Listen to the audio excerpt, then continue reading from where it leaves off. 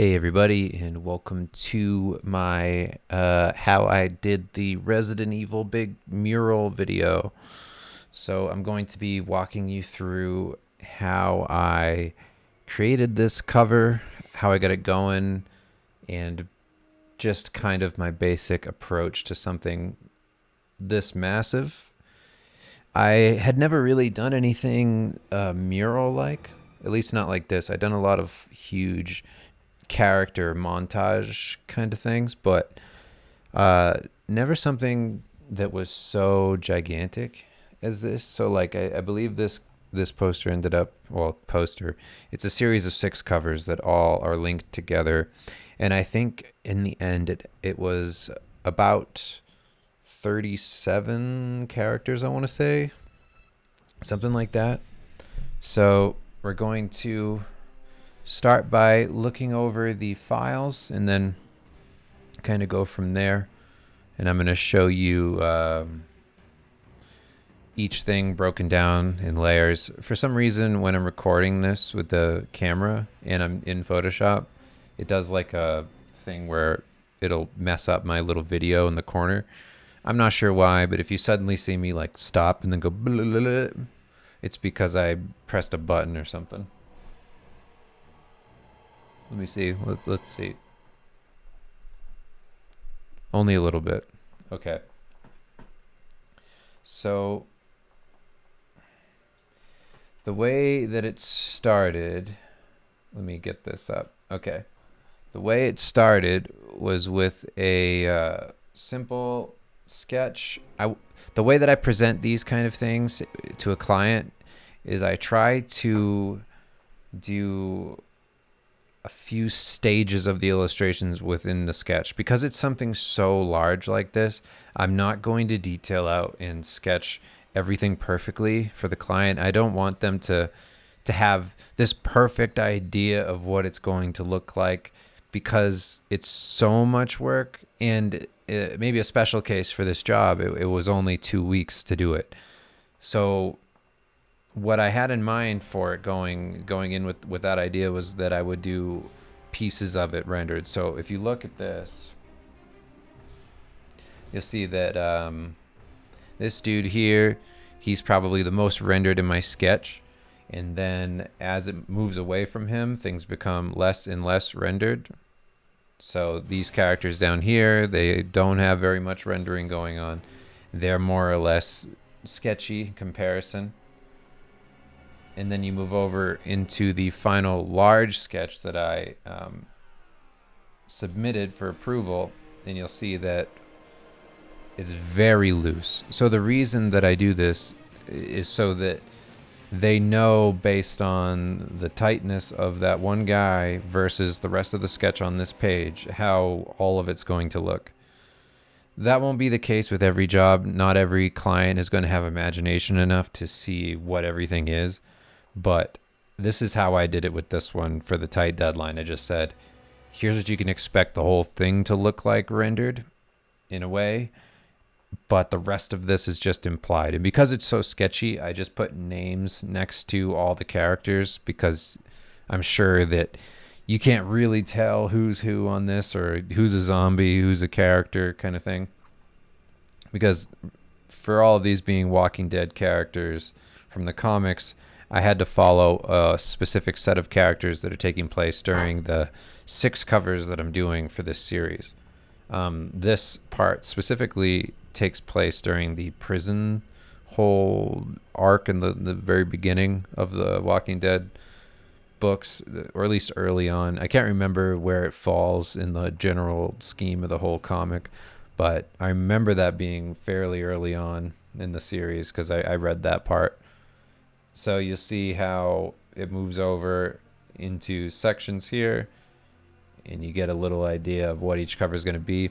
So the way that I kind of put them all together was I took my initial cover dimensions and I just multiplied it, by 6 or whatever, 5 more over.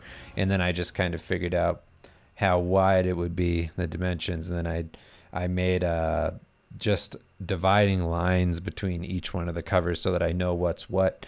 But I sketched the whole thing through that way. And how I did that was I started with 2 covers each. So I always had a nice bridge into the next one. So I would start with these 2 covers on the left here, sketch those out, and then just crop over to the edge of this one here. And then I would do these 2 covers. So these 2 covers here, they would be the next ones that I focused on. I would sketch those, and then again, I would just do these covers here, just so that the continuity went through. And the hardest part about this is making sure that each one of these covers works as its own singular composition, but also they need to work as one giant mural that doesn't feel super jarring as it goes one to the next. So that's really difficult to do, and I had a lot of trouble trying to pull that all together and make it look good, but in the end, I feel like it came together relatively smoothly. I'm going to open up a file here and kind of just show you how things came together as I went. So I'll move you through these characters. Again, if my video starts skipping around, it's because for some reason these things don't like working together. All right, so let's see. I'm not going to do the entirety of this piece because that'll take way too long. But I just want to break down kind of how I did each set of characters. For a lot of this, what I did was I rendered them kind of in almost like a grayscale approach. So what I had was these pretty tight lines. Like you can see it actually more so in these characters here on the right because I worked on these in stages. So let me shut off some layers so you can kind of see how that looks in practice. All right. Is it this one? Okay, yeah. So just pretend that this background is white instead of yellow. I essentially just used the plastic wrap brush. And I believe I attached that to a previous brushes post. So if you go back and check that out, you'll be able to see it there for a download. All the brushes that I use for this are in that. It was on the snowman one. So if you look at the post right before this, the snowman one, download those brushes. All of the brushes I use for this are in there. I just did a grayscale approach to this so that I had my values down. Because there was so much to do in so little time, I wanted to prioritize speed over everything. So even if it would have been better for an illustration for it to be this perfect, like I chose all the right colors, I got everything to work well together, whatever, and it was vibrant and rich. It's like I could have done that, but it would have taken me like a million years. So I just instead of going that route, I decided to render it all like this, do a mix between like a painting and a sketch, because again, the amount of characters is so much. I can't render everything to the highest level it has to be like this big crazy painting. So I have to do this kind of in between of my painting. So if you've seen my stuff that's more like high render and finish, you know, like that's really clean, tight drawing, nice tight painting, all that. That's not what this is. So I tried to focus the tightness of each character to their face and maybe their hands, depending on what they're doing, whatever the gesture is in this. That's what I prioritize, and I let a lot of the other stuff kind of fall to the wayside. So if you look at this zombie's like pants and clothes and that kind of thing. I let that kind of go because I don't care about it. There's enough going on in the illustration where your focus isn't going to go down there to those parts. And I just don't feel the need to put a ton of effort in there because it's something so minuscule in relation to the rest of the illustration. Like, even as these are cover to cover, there's still so many characters on each cover and so much going on that you don't really need to go into too much detail. In a perfect world, I would spend as much time as I would on a regular painting on every character, and it would come out as pretty as it possibly could. But in this instance, I just couldn't do that. So I tried to make smart decisions that would speed everything up. And if you look at the rest of these, you can tell I went for a brush economy over everything. So if you look at this zombie, this is like a finished zombie. So let me zoom all the way in so you can see. I'm probably going to be skipping around. There I am, skipping around. Well, I want to watch myself be all jarring speed. Okay, so this has a mixture of soft and hard brushes because I wanted to play with focus and tightness within the illustration, and that way it looks a bit more finished, but it's not. It's more of a trick. It's more of implication than anything else. So by using the softer brushes, I'm creating almost this like illusion of depth and reality because of the smoothness of it. Whereas if I had used a tighter brush throughout the whole thing and then tried to paint and render and finish it all, then it would have looked a bit odd overall. So if you look here in the clothing, you can see what I mean by prioritizing just like brush efficiency over everything. This is super loose. It has nice texture in it, and that's just like the plastic wrap brush has like a built-in kind of canvas texture to it. That just comes with that, so it's like it's nice to put that down. It has that quality that comes across in the final, like, oh, this has some meat to it. It's not just a soft rendered mess. But in reality, like, there's so little detail in the cloth and in the bones underneath the rotting skin. It's all very loose. Especially if you look at this, zoomed in up close, you can see kind of how quickly something like this can come together. The most important thing to me is making sure that the drawing works. If the drawing works, then generally the rendering is going to work. So that was my whole purpose with rendering this all up. And what I had was this idea that what I would do is render each section.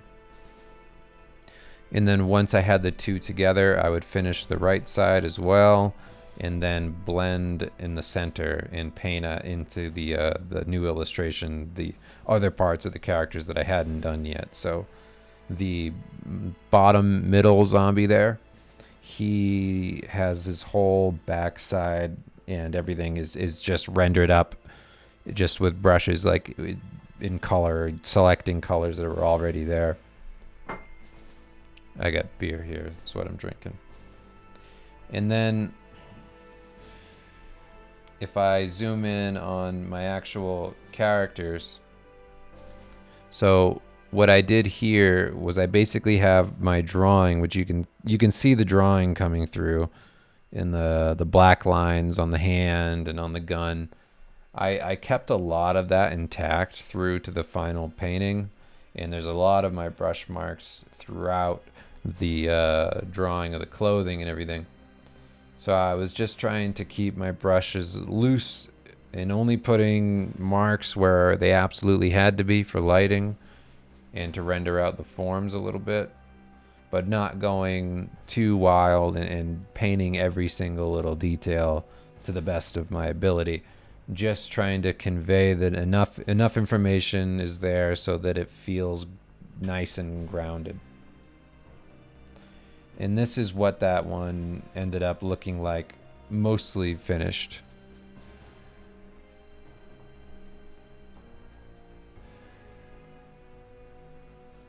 So again, not too much change there.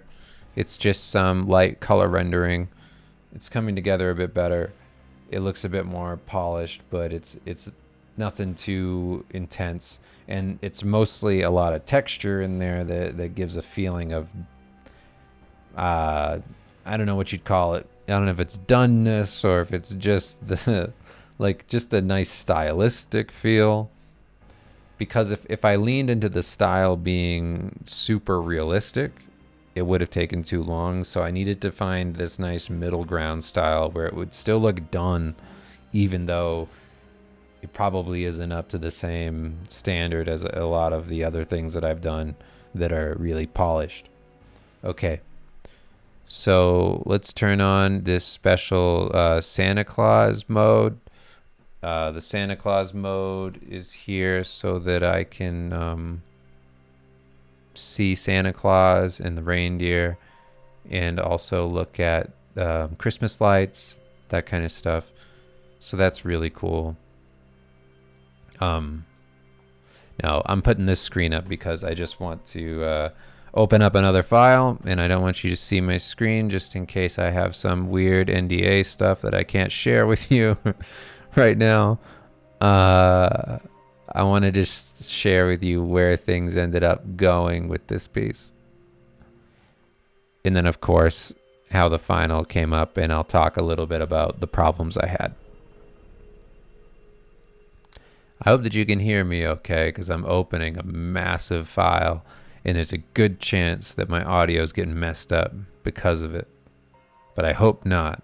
I know that my video would be going nuts right now, so I'm glad you don't see my face just like, what's that dude's name from like the old MTV days where he's like, you know, that whatever his name is, that video guy, I can't remember, but he's like jittery. That's how I feel like I look in all of these. Okay, so this is how things ended up going as the piece went. This was the final one. So here you can see zoomed in. Rick here probably, I don't know. The face is fine. It's nothing incredible, but things started to get a bit more painterly as it went. This happens to me in almost everything I do that has more than one part of an illustration going on, where as it goes, I tend to figure out the process a bit better. And then by the time I'm at the end, I have this clearer idea of how to approach the overall painting.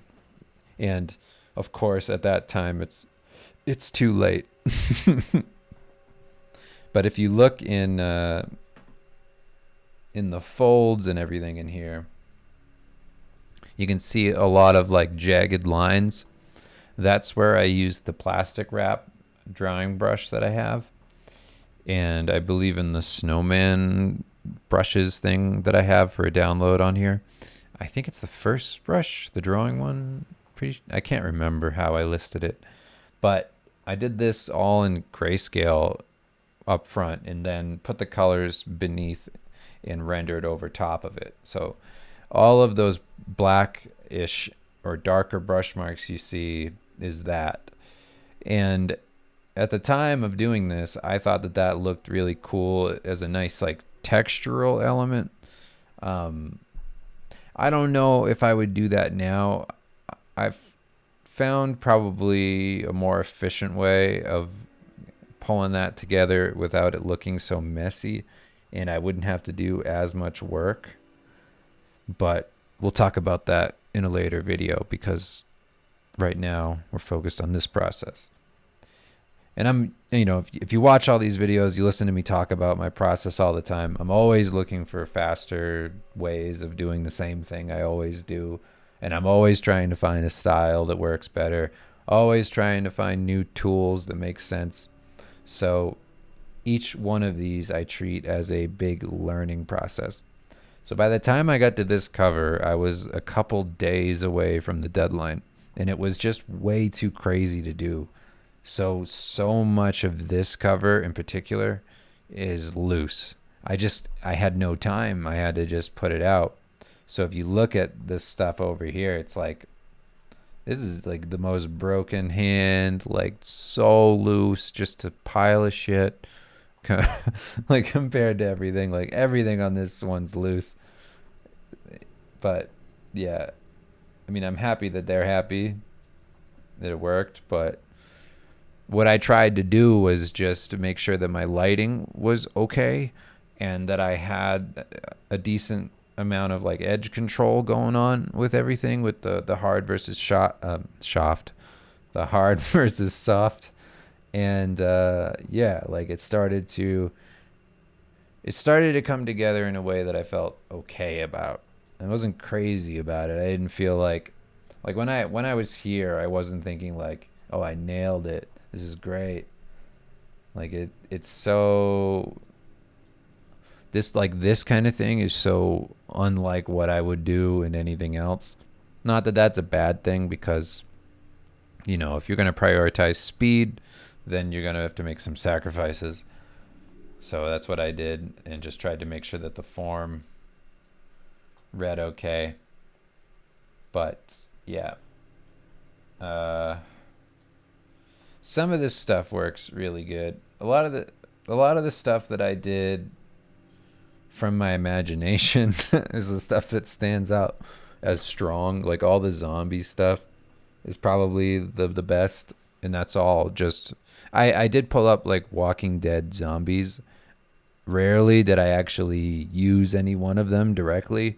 I just kind of looked at an idea of how they presented their zombies and then just did my own thing. But anytime I did like a gun or something from the real world, like a face, I tried to reference them a bit. Again, super tight timeline for this, so I just made do with what I could in the moment. There's a lot of things that I know now that I would come back to this and just address and change, but when I did this, I felt, okay, cool, this works. I mean, I didn't even do this that long ago. I did this at the end of, what was it? The end of January into the first week of February. So I had to do it. It was just a decent amount. I would tell you how much money they paid me, but I signed contracts, and I generally don't say that, but way more than Marvel pays me. I'll just tell you that. So I was like, of course I'm going to do it. And Robert Kirkman himself, the creator of Walking Dead, emailed me and asked me to do this. And more than anything, I just wanted to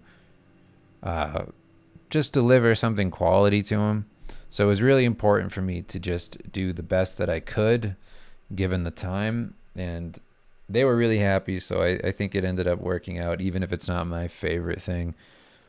But like I was saying, the things that I tried to really nail down are like the faces, the hands, and like guns, things from the real world that you would instantly see and go like, oh, that's shit if it didn't look okay. And then like this little kid face sucks. Like, it's hard to get away from that kind of stuff where the things that are going to stand out is like you didn't spend a whole lot of time on that. But I think that they knew that hiring me. I think that they knew that they were giving me a really tight deadline, and they were concerned if I'd be able to do it. That's another reason why when you get opportunities like that, it's really easy to kind of look at them, and maybe I would have done that in the past, of like look at them and be like, oh, this is unreasonable. Like I hate that artists get pressured into this kind of stuff.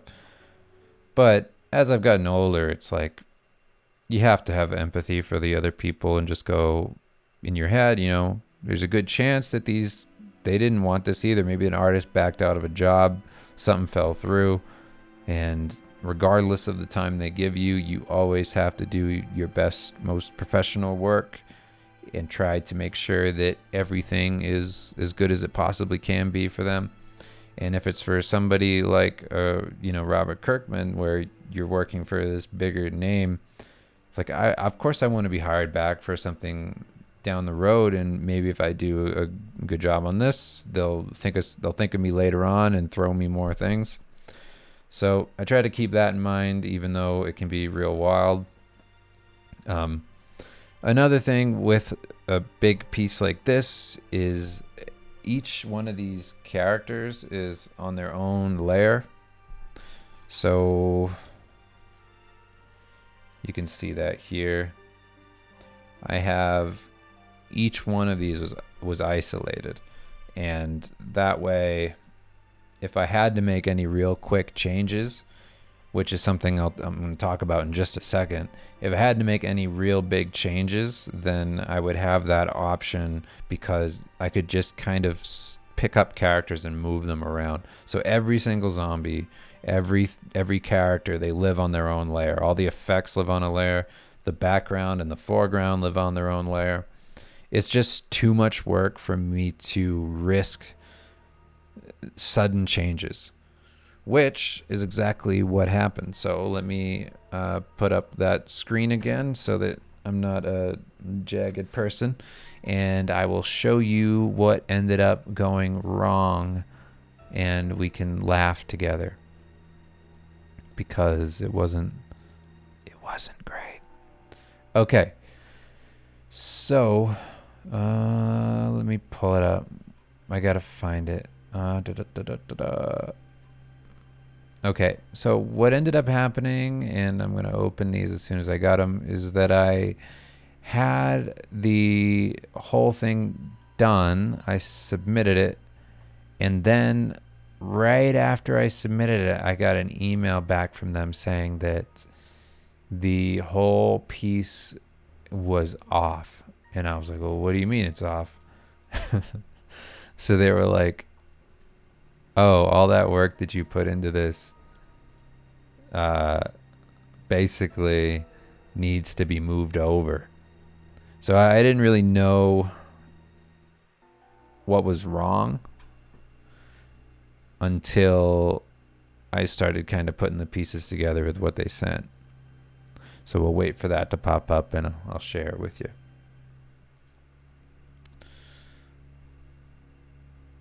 There's one of them open, and here's the other one.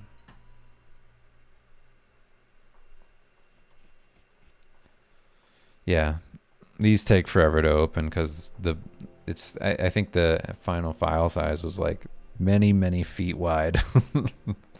Many feet. I said on Twitter that at 72 DPI it was 36 feet wide. Just a giant painting.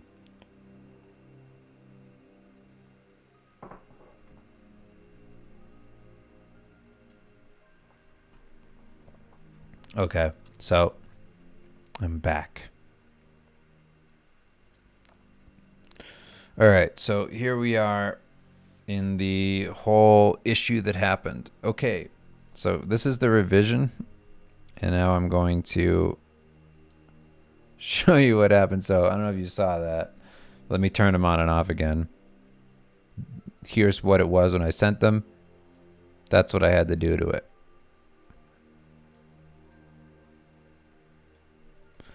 Okay, so let's zoom in and actually see what that looks like. So you see that? Everything had to move. So this is the one that I sent, and then they sent me this, which was their people did a layout of what everything was going to look like if I didn't change anything. So you can see how bad that would have been. And this is like a last minute thing.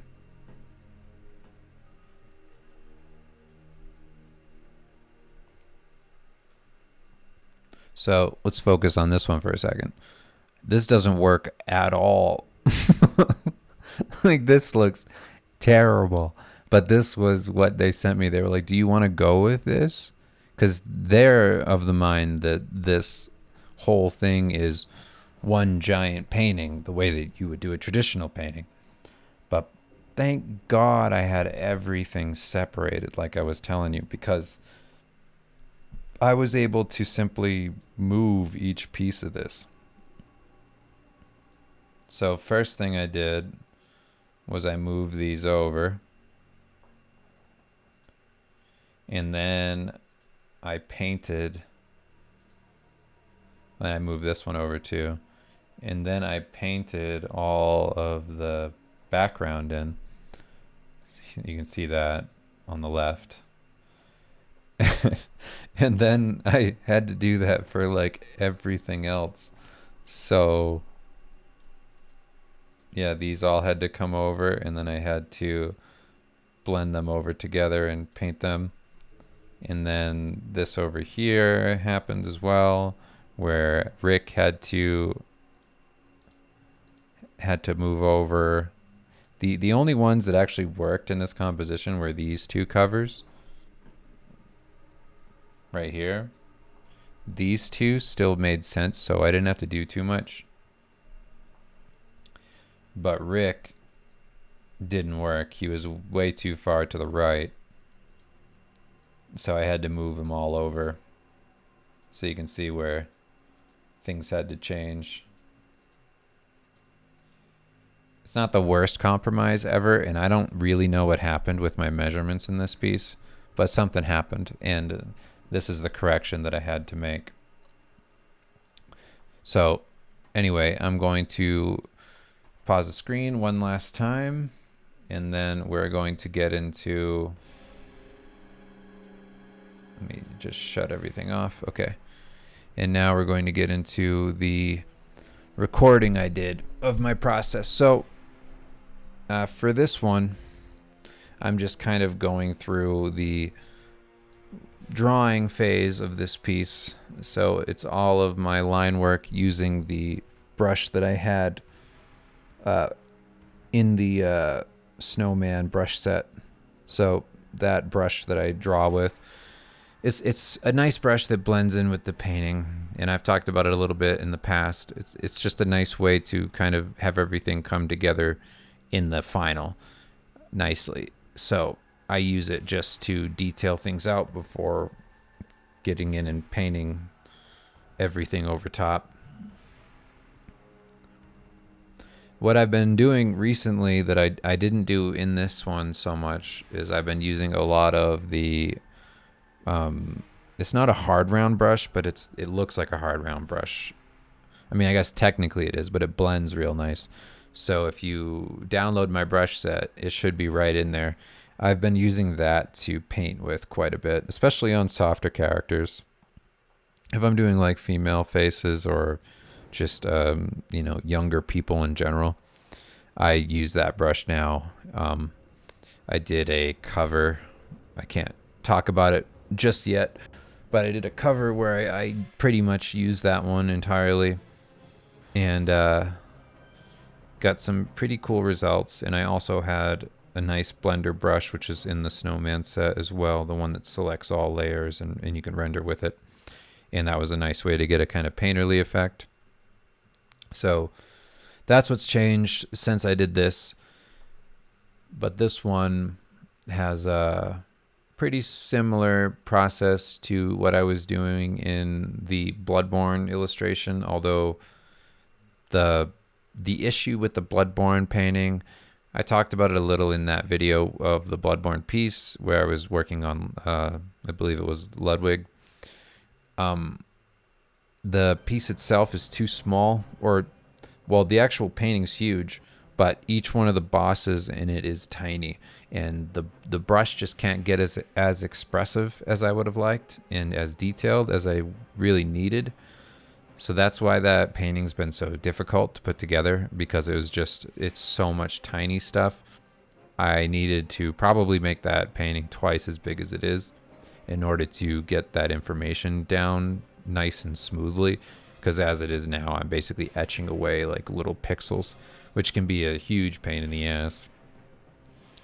But I like working this way when I'm drawing appropriately sized things. So you can, like, I wouldn't draw like this if it were straight up drawing.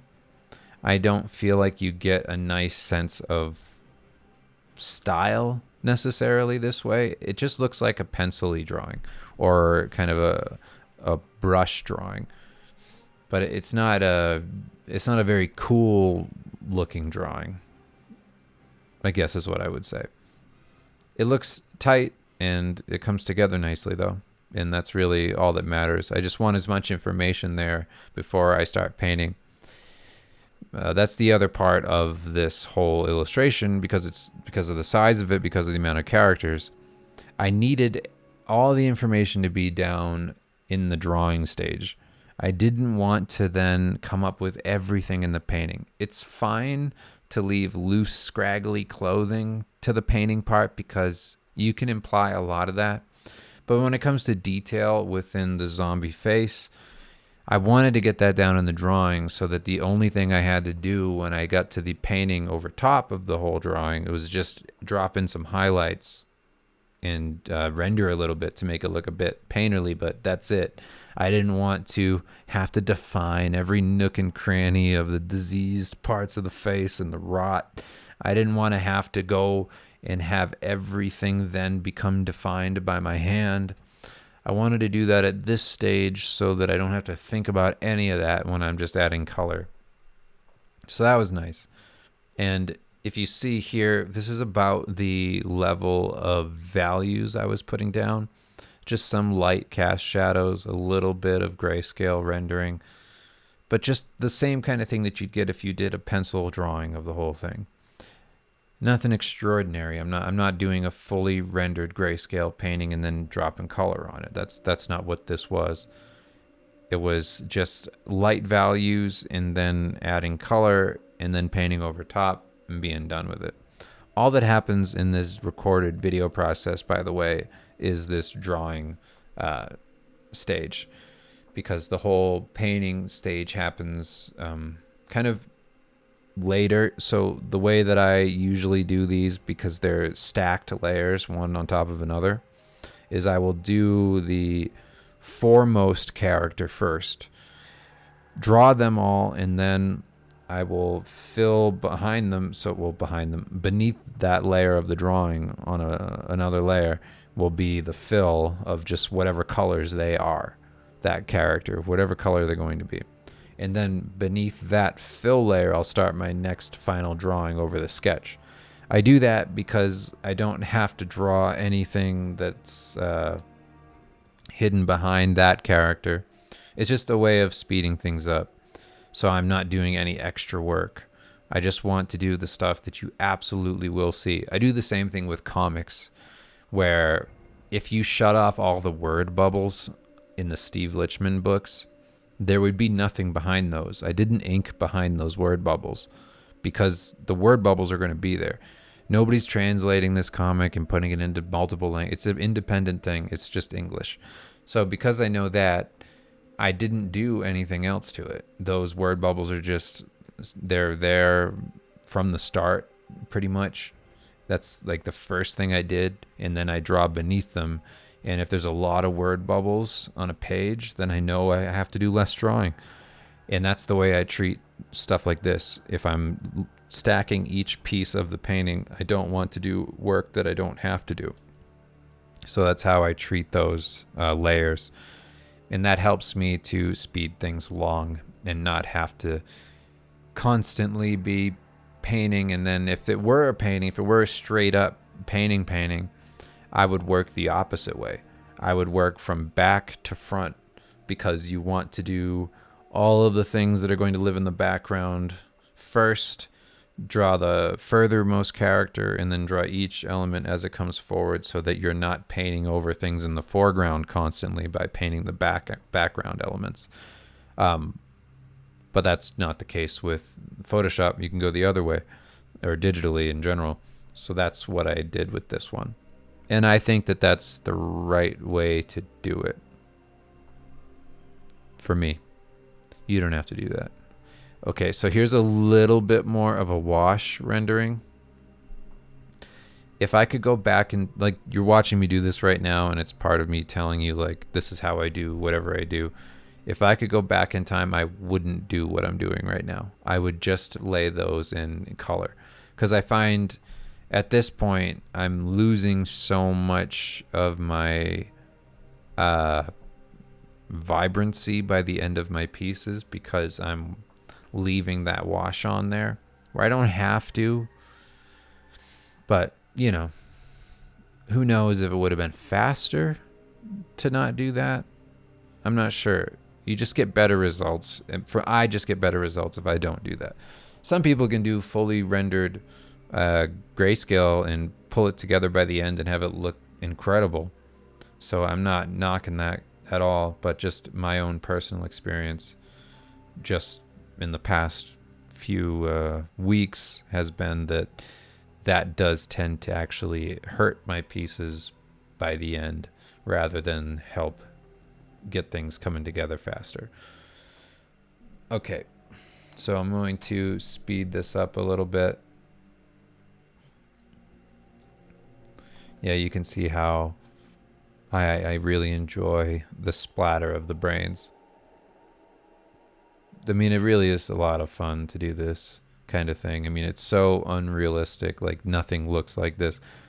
I don't have any reference for this. This is just me enjoying myself drawing wiggly skin just blowing apart from a gun.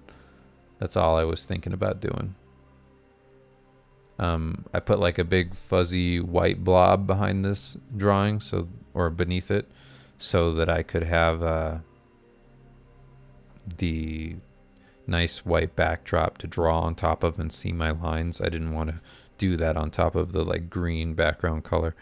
The whole color palette for this is based around the color palette from the show, really, but just my memory of like the intro and the overall look and feel of The Walking Dead as far as I remember. So that's what all the color choices were about. And keeping things relatively desaturated, but not super desaturated.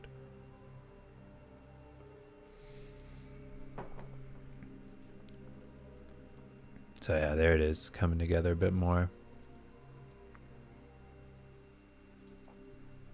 I tried to stay pretty zoomed out, especially on this one. If I zoom too far in on it, I will do too much extraneous detail, like too much extra shit. You don't need to do all of that on something that's already so complicated. So I prioritize doing the bigger shapes and drawing that all out, and you get a better eye for that when you pull way back and look at it. Yeah. Let's skip ahead again. Again, that grayscale rendering, while it looks nice for this stage, it's not the most effective thing. And I think that if you're real busy or you have a lot of plans for things and you're constantly, judging yourself and your speed, then you always want to make corrections. If there's a better way, there's a better way.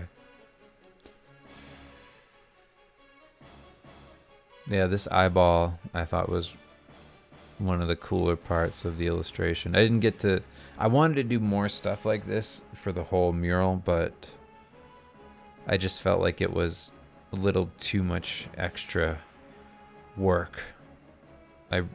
I needed to get it done by the deadline, and I think 2 weeks was the max I had. So you get to do a couple of those. A couple of exploding heads with eyeballs flying through the air. And then you got to start to cool it out. And I leaned into doing the splattery stuff because I know that that's like a strength of mine, doing those kinds of details that they look like a lot of work and it looks like a lot of stuff is going on, but when I'm doing it, it's real quick for me. So that's why I did them, because it just felt more finished, more stuff.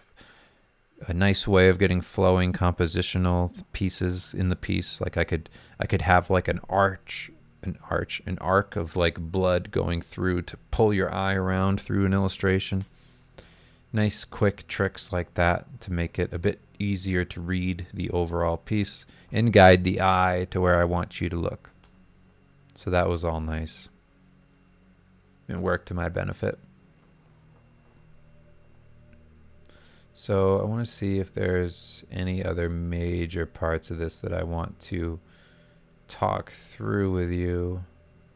Again, there I am rendering grayscale. What was I thinking? So I'll show you something that's really tedious, and maybe you all can help me with this, because I haven't found a decent solution for it yet. So what I was doing and what I do with this piece, what I did with this piece, all my pieces really, is I do the lines that way, and then I use the magic wand. I select outside of those lines and then invert my selection so that I'm only filling in my lines, and I make the line layer itself is set to multiply, and then beneath that I make a new layer and I do my fill like that using the selection that I have. The problem with this approach is that you then have to clean up all of your edges. So the edges, because it's just catching the sides of the lines, it has a bit of a fuzz to it. You can change that to get it a bit sharper, but if you're using a brush that has some effects on it that make it fuzzy on the edges to keep a nice soft brush, the selection will not negate the fuzz. It'll keep the fuzz there, but then it just looks like a messy fill layer.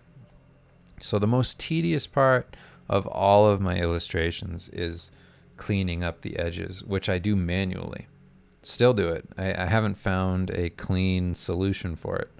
So you see how messy those edges look? I don't know how other people are doing this shit, but for something that's so detailed like this is, I have to go in and do all of this. So if you have a tip, put it in the comments on this Patreon post so that I can check it out and change my whole fucking life. Because God, that would save me a lot of time. But while I'm doing this mundane shit, let me take a second to say thank you to everybody who left me a really nice message over the past week. I sent out a mass message to all of you detailing my situation. It's been not the best month for me, so I really appreciated reading all of that. I mean, seriously, like I mean, nothing's happening on the screen, so let's just be people. I had like this whole stack of stuff going on where it's not like I don't normally work during the Patreon, like I do. Like, even though you're all funding me and it's great, and you know, I'm making good money off of here, it's like I still try to maintain client relationships, because you never know, like Patreon could just go away. And I've seen that so many times with people banking on a thing to work forever, and then suddenly the platform's gone and then they don't have any money. So you always want to make sure that you have backups and that you maintain relationships and have a strong grouping of clients that can help you stay afloat in the worst case scenarios. So anyway, I tried to keep those options open, and I work on those things alongside this. And normally that's not a problem at all. But just this past month with, you know, when my uncle passed away in the middle of that stream, when I heard that, it was just so crazy to read. You know, I mean, I read it in a text message from my wife, and I was just like, oh shit. That's like, it was just ridiculous to just suddenly hear that, because it's not the first time it happened. I mean, when my dad died, he died a day after my uncle died. So his brother passed away, and then my dad had a heart attack because of that. And then I had other family die like that too, but it's always so strange when it just kind of comes out of the blue. So I feel like that affected me in a really weird way. It wasn't bad, like it wasn't like super sad. It was more just it was just an odd feeling, which I think death kind of always is that way. And then my kids are sick, both my kids and my wife. And my wife's been having a real hard time with the well, just like recently, the postpartum thing's been a lot harder to deal with after we had our kid. So it was just chaos, and it just didn't feel good, and my motivation was just draining, because I just felt like I had so much stuff mounting and so many projects going on at the same time. Like even the Patreon stuff, And it's just really, I mean, the point I'm making with all this is that it's just really nice to read the messages from you all and just see how you, like, so much of the things that are expectations are just like the things that live in my head. They're all just from me. Like, that's just my own thing. Like, I have these expectations of myself. I put that pressure on me to make those things happen. Like, I push myself to those places because I expect it of myself, which is fine, but like, it can get real negative when things start to mount up. Like, cause I can't kick that. Like, I have a real hard time kicking that anxiety of the looming cloud of things that I know I have to do. And even if they're perceived things that I have to do that you aren't asking me to do, it's just what I have in my mind of what I should be doing. So it was just kind of the perfect storm of like so much chaos, and it was just really hard. And we were having like this, like on top of all of that, it was this thing coming up of my wife going back to work nights, which would just like on top of everything else we had to do, it would just be one more thing. And it's not like I have this crazy pity party for myself where like, oh, poor me. It's not that. It's just that it was so unmanageable. Like, there's just hard, like no time anyway, but then just infinitely less time because of that. So it just wasn't great. So she was able to thankfully extend her leave, which I know some of you who are from other countries besides the U.S., probably you've heard that when you have a kid, you get off like 3 months sometimes if you're a woman, if you're the wife. If you have a baby, you might get that time for maternity leave, but it's just sometimes not enough. In our kid, we brought a kid to a sleep expert and all this extra stuff so to make sure that things would be okay. But, you know, you just never know what's going to happen. And I was holding on to all of that stress so much just in me. To be able to just share that with you and get the response I got, it was very relieving. Like, honestly, just so relieving. And yeah, I just needed to like, maybe in like some kind of subconscious way, I just needed somebody to tell me like, oh, it's cool if you don't do everything. So it was nice to just see that and be like, okay, we're going to be fine. And then just hearing the news today that my wife didn't have to go back and that the doctor was able to extend her leave for a month. God, that saved us. But we'll see what happens. Hopefully we get more time. But that's how it's been. And I just wanted to take a minute and say thank you to all of you. Just a really hard month. Not hard in the way of like finances or anything like that. Just hard in the way of just the sheer amount of effort and just negative things we've had to deal with, and sadness and stress over health.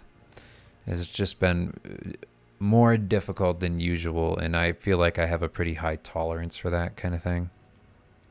It's not too much that I couldn't handle it, but it was too much where I felt like I was going to let you all down here on Patreon, because obviously I'm prioritizing the things I have to prioritize in my life, and then letting down clients as well because it was just too much of a load to take on.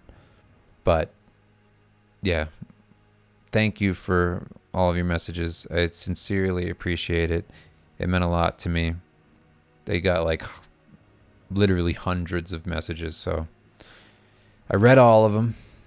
Just know that even if I don't reply to every single one of them, just there's no time for me personally. I just, and yeah.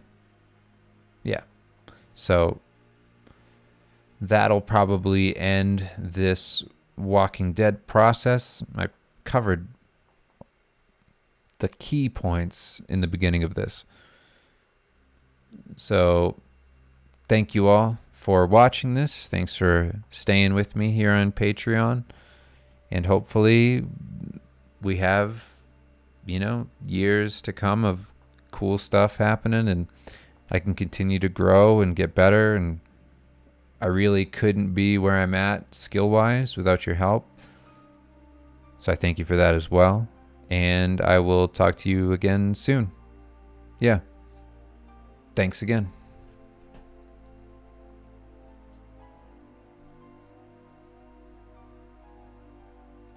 That was weird. I went to hit the stop recording, and I hit start virtual camera, and I was like, what the fuck is virtual camera? Okay. Talk to you soon.